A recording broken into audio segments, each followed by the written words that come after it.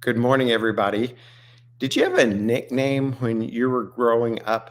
My given name was Stephen Patrick, but all my life I've been called Pat, and my parents actually gave me the nickname Patta Brown. I have no idea where the Brown came from, but growing up, my friends also had nicknames. There was Beto, and there was Nacho, and Billy Bob, and Junior across the street. And as I grew up, I thought as adults we'd kind of grow up out of that nicknaming.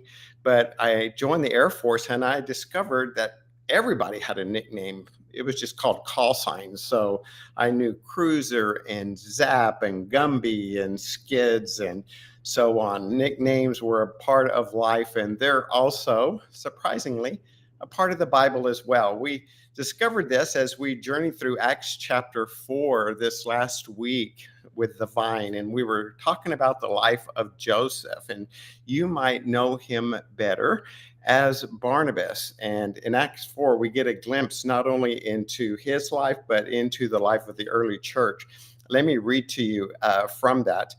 Now, the whole group of those who believed were of one heart and soul, and no one claimed private ownership of any possessions, but everything they held and everything they owned was held in common. Now, isn't that just, first of all, incredible? It must have been an amazing, amazing community there.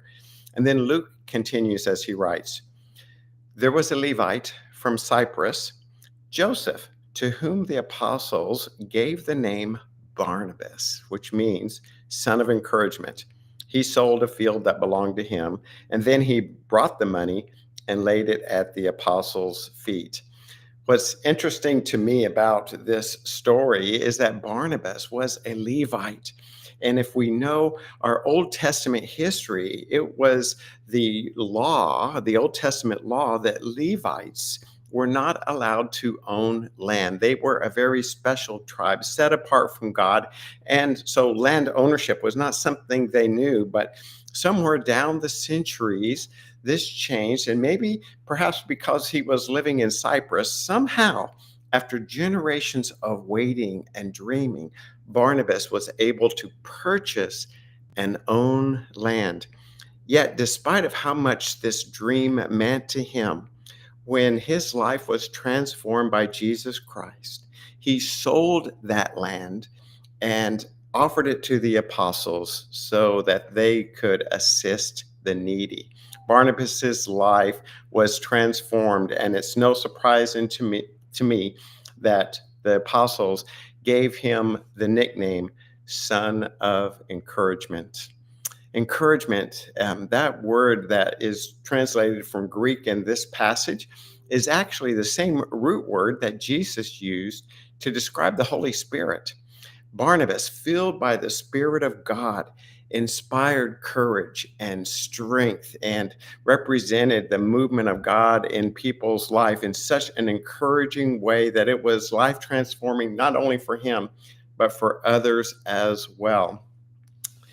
So, if you could choose a nickname, what would your nickname be? I don't know about you, but I would want to be known as someone who spoke strength and courage into people's lives rather than fear. I would want to be one who lived and loved graciously and extravagantly so that my life would be marked by someone who inspired faith and courage in other people's lives. I would want to live my life in such a way that I would be able to be kind and gracious so that others would feel the unity of the Holy Spirit and the power and presence of God in my life rather than the division and hatred that seems to fuel so much of our society today. That's what I'd like my legacy to be. That's what I'd like my nickname to look like. So, Joseph, transformed by God's power and God's grace, was given a new name, the Son of Encouragement, Barnabas. I believe as we open up our hearts and our lives to the power and grace of God, our lives can be transformed in fresh and new ways as well. So, when we live like that, maybe, just maybe, people will give us a new nickname as well.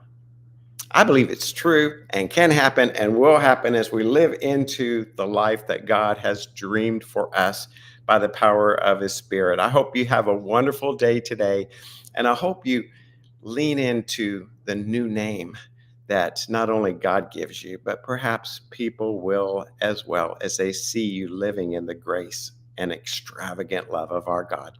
Thanks for tuning in today. Let me know in the comments what your nickname is. Blessings to you. Thanks for joining. Share this with someone who needs the encouragement.